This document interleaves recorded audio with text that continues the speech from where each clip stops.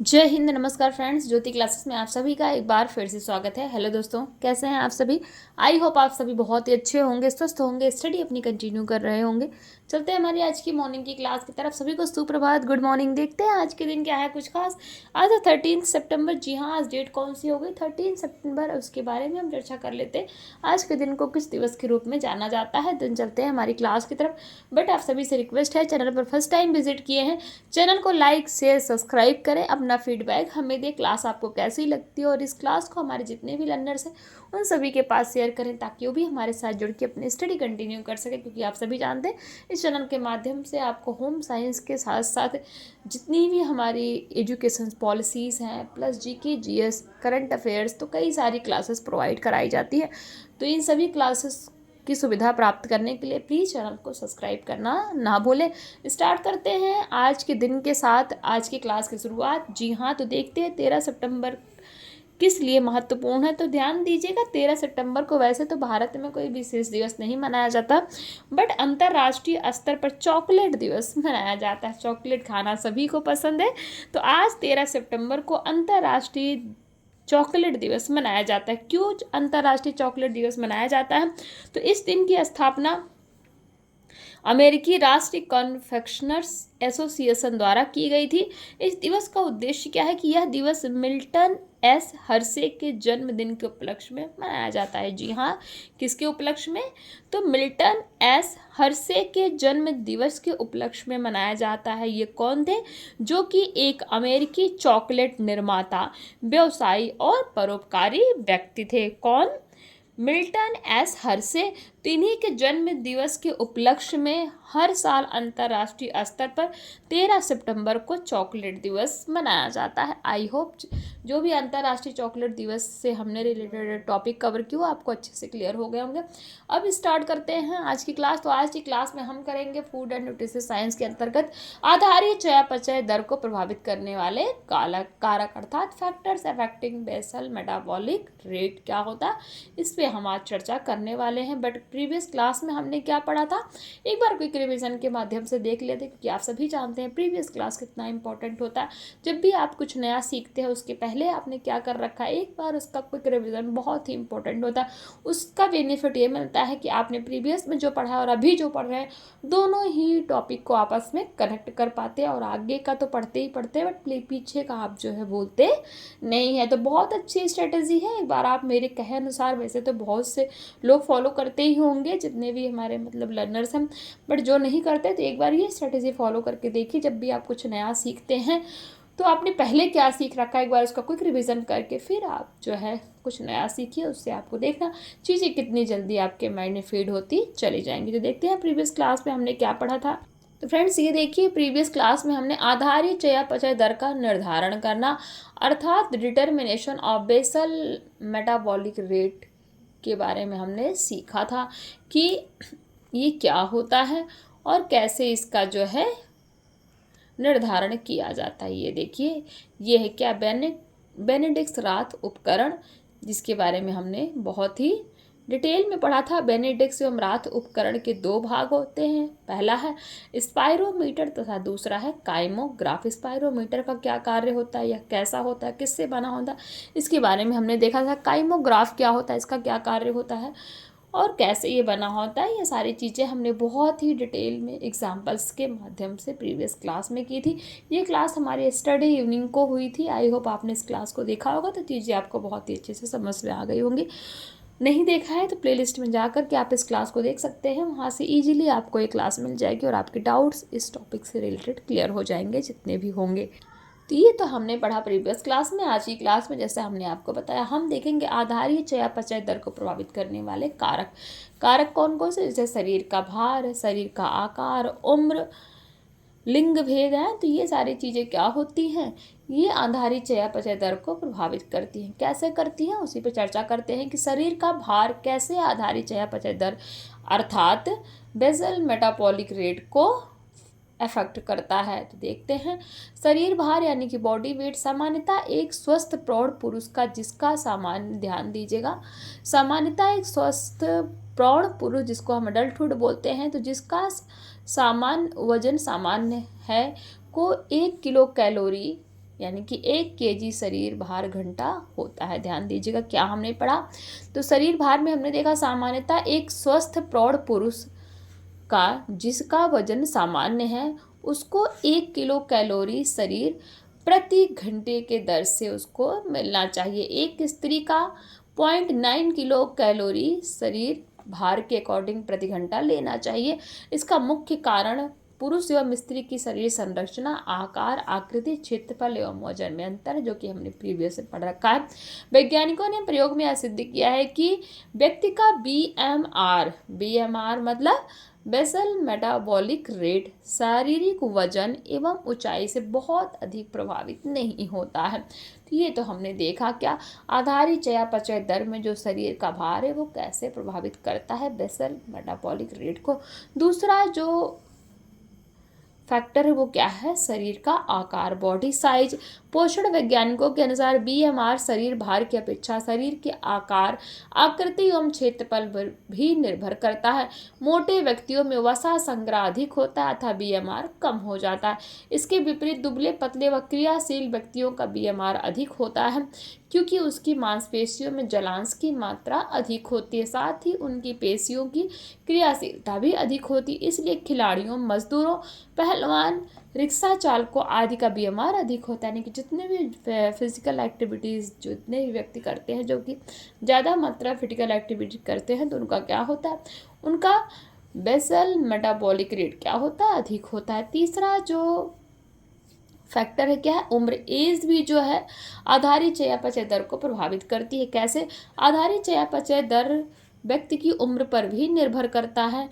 शारीरिक वृद्धि एवं बढ़ता समय बीएमआर अधिक होता है। ध्यान दें, शारीरिक वृद्धि एवं बढ़वार के समय यानी कि जब ग्रोथ होती है तो उस समय क्या होता है, बीएमआर अधिक होता है क्योंकि वृद्धि के समय कोशों एवं तंतुओं का निर्माण अधिक होता है। शैशवावस्था में विशेषकर 1 से 2 वर्ष की अवस्था में बीएमआर सर्वाधिक होता है। बाल्य अवस्था में आधारी चयापचय दर की गति थोड़ी धीमी हो जाती है परंतु किशोरावस्था में बीएमआर की गति पुनः बढ़ जाती है। क्यों? क्योंकि किशोरावस्था में हार्मोन्स, तंतुओं, कोशों आदि का निर्माण तीव्र गति से होने लगता है, यौन परिवर्तन होने लगता है। किशोरावस्था के अंत तक बीएमआर धीरे धीरे कम हो जाता है। यानी कि जब व्यक्ति किशोरावस्था से प्रौढ़ावस्था में पहुंचता है तो उसका क्या होता है, बेसल मेटाबॉलिक रेट वो क्या होता है, धीरे धीरे कम होने लगता है। प्रौढ़ावस्था में आधारी चयापचय दर लगभग स्थिर हो जाती है क्योंकि इस अवस्था में नए तंतुओं का निर्माण नहीं होता। कब? जब व्यक्ति प्रौढ़ावस्था में पहुंचता है। वृद्धावस्था में बीएमआर की गति काफ़ी कम हो जाती है क्योंकि वृद्ध व्यक्ति का मांसपेशीय टोन मांसपेशीय क्रियाओं की कमी के कारण शिथिल हो जाता है तथा ताप उत्पादन अधिकतर मांसपेशी तंतुओं से ही होता है। उम्र बढ़ने के साथ शारीरिक क्रियाशीलता में कमी आती है जिससे बीएमआर क्या होता है, कम हो जाता है। शरीर वैज्ञानिकों का मानना है कि 25 वर्ष की उम्र के बाद से 45 वर्ष की उम्र तक प्रति 10 वर्ष के हिसाब से कैलोरी की मात्रा 3% तक कम कर देनी चाहिए तथा उसके बाद 65 वर्ष की उम्र तक 7 से लेकर 8% तक कम कर दिया जाना चाहिए क्योंकि बीएमआर काफ़ी कम हो जाता है। तो ये आपने देखा उम्र भी कैसे आधारी चयापचय दर को प्रभावित करती। चौथा जो फैक्टर है क्या है, लिंग भेद यानी कि सेक्स डिफरेंस। पुरुषों में स्त्रियों की अपेक्षा बीएमआर 6 to 10% क्या होता है, अधिक होता है। किसमें? पुरुषों में। जो पुरुष होते हैं उनमें स्त्रियों की अपेक्षा बीएमआर 6 से लेकर 10% अधिक होता है क्योंकि पुरुषों के शरीर में क्रियाशीलता मांसपेशियों की मात्रा क्या होती है, अधिक होती है, जबकि स्त्रियों के शरीर में वसीय ऊतकों की मात्रा अधिक होती है। वसीय ऊतकों की क्रियाशीलता कम होती है तथा बीएमआर कम हो जाता है। स्त्रियों में बीएमआर कम होने का एक दूसरा महत्वपूर्ण कारण क्या है, यौन हार्मोन्स के स्रावण में कमी भी है। मेनोपॉज के बाद महिलाओं में यौन हार्मोन्स का स्रावण कम हो जाता है। यानी कि मेनोपॉज क्या होता है, जब पीरियड्स आना बंद हो जाते हैं तो मेनोपॉज के बाद क्या होता है, हार्मोन्स का स्रावण कम हो जाता है, इस कारण बीएमआर कम हो जाता है। साथ ही महिलाओं के शरीर का क्षेत्रफल पुरुषों की अपेक्षा कम होता है, इस कारण भी बीएमआर कम हो जाता है। तो एक टेबल से हम देखते हैं कि स्त्री पुरुष के बीएमआर कैसे होते हैं, ये देखिए टेबल है जिसमें standards of BMR kilo calorie देखते हैं। तो वर्ष देख लीजिए, आयु वर्ष में जन्म के समय बालक का, बालिका का आयु और स्त्री और पुरुष। देखिए तो जन्म के समय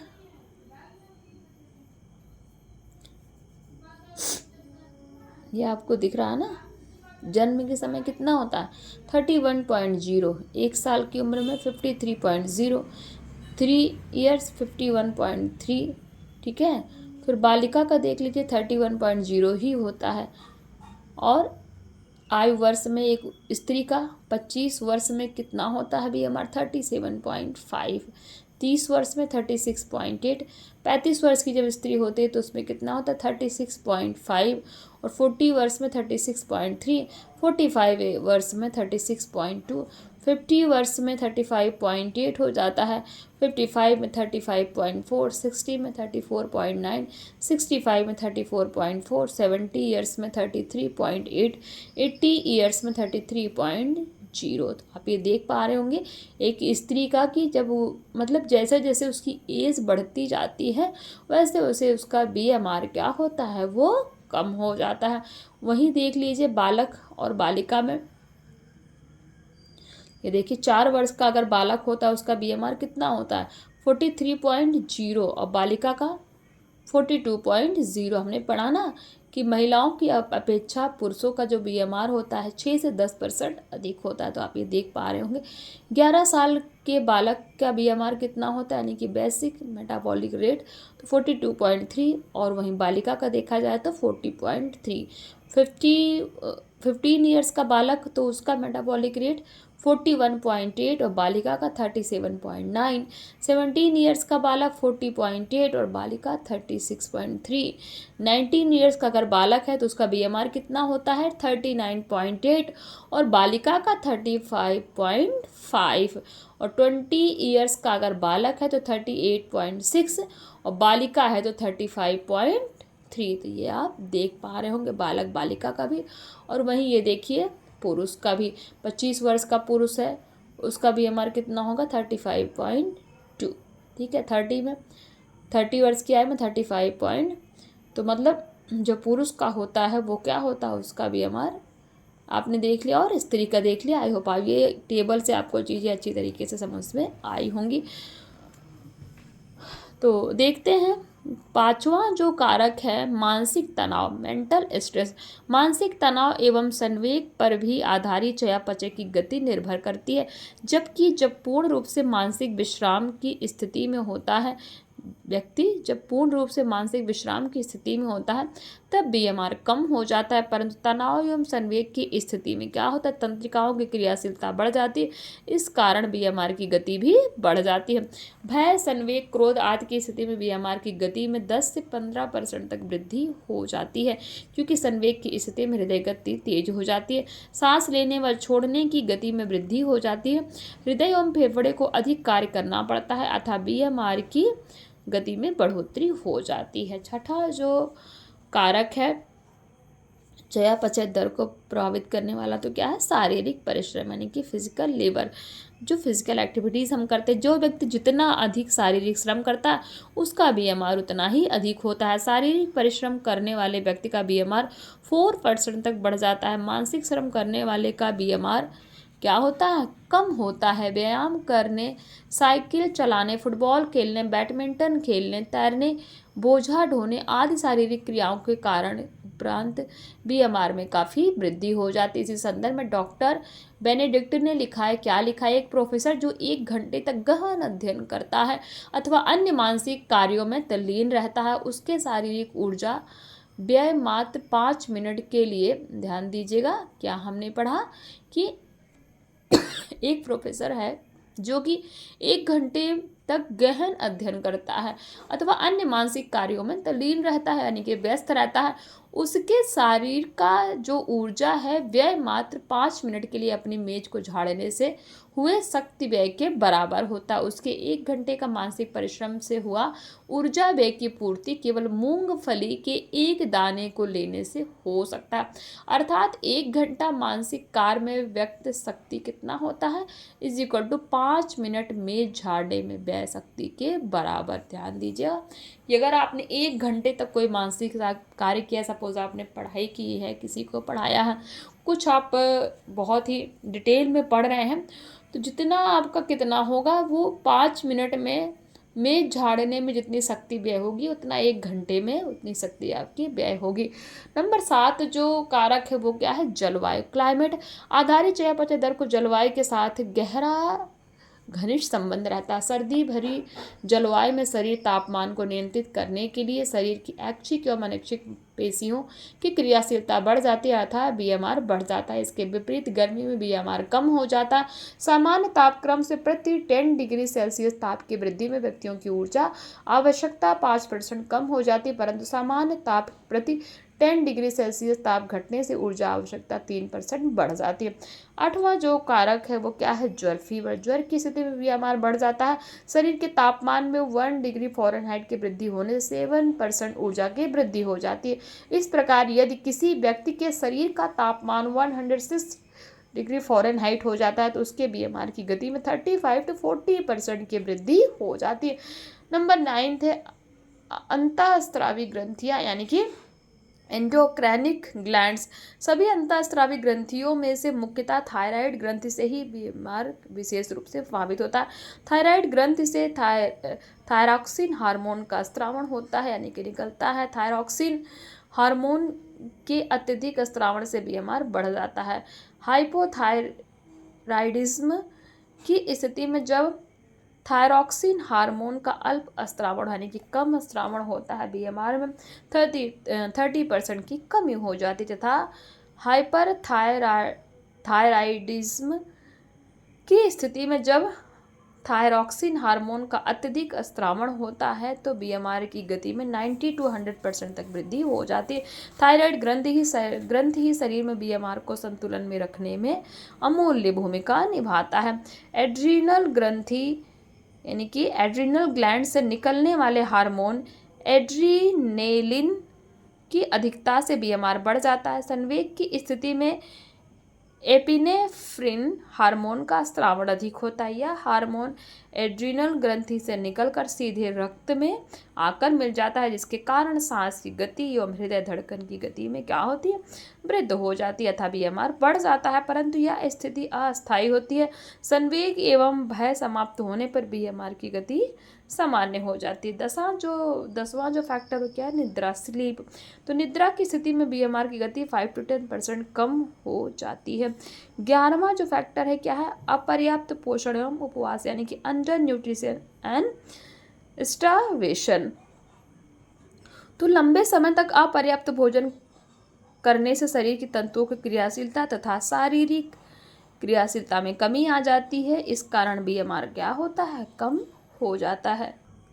व्रत, उपवास तथा भूखमरी की स्थिति में भी बीएमआर की गति सामान्य की अपेक्षा काफ़ी कम यानी कि 10 to 20% हो जाती है। नंबर जो 12वां फैक्टर है वो क्या है, गर्भावस्था यानी कि प्रेगनेंसी। तो गर्भावस्था में बीएमआर की गति बढ़ जाती है क्योंकि गर्भवती स्त्री के शरीर का क्षेत्रफल बढ़ जाता है, साथ ही उसके शरीर की मांसपेशियां भी अधिक सक्रिय हो जाती है। गर्भकाल के चौथे माह से 9 माह तक बीएमआर की गति में काफ़ी वृद्धि हो जाती है। सामान्य स्त्री की अपेक्षा गर्भवती स्त्री के बीएमआर में 10 to 15% तक की वृद्धि होती है। धात्री अवस्था यानी कि लैक्टेशन पीरियड में बीएमआर में कोई वृद्धि नहीं होती। नंबर 13 है किशोरावस्था, एडोलेसेंस। किशोरावस्था में बीएमआर बढ़ जाता है। किशोरियों में बीएमआर बढ़ता है क्योंकि इस समय नए तंतुओं का निर्माण होता है, हार्मोन का निर्माण, यौन हार्मोन का स्राव, जननांगों का भी विकास होता है। नंबर 14 दवाइयाँ, मेडिसिन। कुछ दवाइयों के सेवन से बीएमआर बढ़ जाता है जैसे कैफीन, निकोटीन आदि विभिन्न क्रियाओं के कारण ऊर्जा व्यय क्या होती है, बढ़ जाती है। तो ये तो हमने देखे क्या कुछ फैक्टर्स बेसल मेटाबॉलिक रेट के। आई होप ये क्लास आपको समझ में आई होगी, जितनी भी अभी तक हमने चर्चा की वो सारी ही आपको अच्छे से समझ में आया होगा। फिर भी कहीं कोई डाउट रह जाता है किसी वर्ड में, किसी सेंटेंस में, तो आप कमेंट के माध्यम से पूछ सकते हैं, आपका हर एक डाउट क्लियर किया जाएगा। तो आज की क्लास कैसे लगी, प्लीज़ क्लास देख के अपना फीडबैक हमें अवश्य दीजिएगा कि क्लास कैसी लगी, आपको चीज़ें समझ में आ रही हैं, अन्यथा नहीं, जो भी है जैसा, बट प्लीज़ आप लोग फीडबैक अवश्य दिया करिए। तो आज की क्लास को यहीं तक करते हैं, मिलते हैं हमारी नेक्स्ट क्लास में, जिसमें हम देखेंगे एक table physical activities and expenditure of energy, अर्थात शारीरिक क्रियाओं एवं ऊर्जा व्यय। तो इसका टेबल देखेंगे और साथ ही साथ हम ऊर्जा संतुलन यानी कि एनर्जी बैलेंस कैसे की जाती है उस पर भी चर्चा करेंगे हमारी नेक्स्ट क्लास में। मिलते हैं नेक्स्ट क्लास में, तब तक के लिए जय हिंद, नमस्कार, हंसते रहिए, मुस्कुराते रहिए, एक दूसरे की हेल्प करते रहिए, धन्यवाद।